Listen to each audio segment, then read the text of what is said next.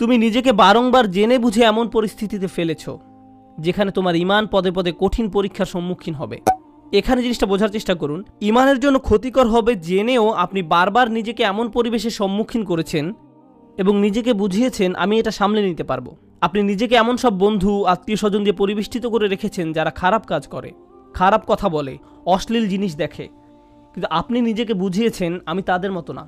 আপনি বারবার ওই সব পরিবেশে যেতেন, আপনি এমন সব আড্ডায়, জায়গায়, পরিস্থিতিতে দিনের পর দিন, মাসের পর মাস, বছরের পর বছর মিশেছেন। আপনি নিজেকে প্রবোধ দিয়েছেন এইসব আমার উপরে কোনো প্রভাব ফেলবে না, সবাইকে প্রভাবিত করলেও আমাকে করবে না। এমনিতেই তারা ঈমান হারা হয়ে যায়নি। ঈমান ধ্বংসের প্রথম ধাপটি হচ্ছে অসৎসঙ্গ।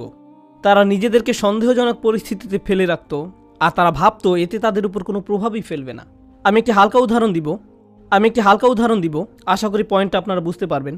বাসায় যখন অনেক তেল মশলা দিয়ে রান্না করেন তখন সারা বাড়িতে সেই গন্ধে ভরে যায়। আপনি বাসার ভেতর থেকে সেই গন্ধ বুঝতে পারবেন না, কিন্তু যখন বাইরে থেকে একজন বাসায় প্রবেশ করে, বিশেষত কোনো আরব যদি আসে, সে ভাবে যে কোনো দূষিত পরিবেশে এসে পড়েছে। কয়েক ঘন্টা পার হওয়ার পর সে অভ্যস্ত হয়ে যায়, শুধু অক্সিজেন মনে হয়। ঠিক একইভাবে আপনি প্রথমে খারাপ কোনো পরিবেশে গমন করলে সাথে সাথে বুঝতে পারেন এটা ঠিক নয়, আমি খারাপ হয়ে যাব, আমার এখানে থাকা উচিত নয়। আপনার অন্তর অস্বস্তি অনুভব করে।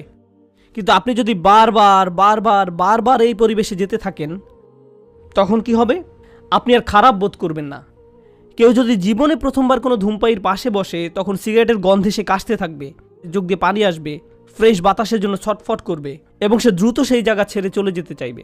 বছরখানেক পর এটাই তাদের অক্সিজেনে পরিণত হয়।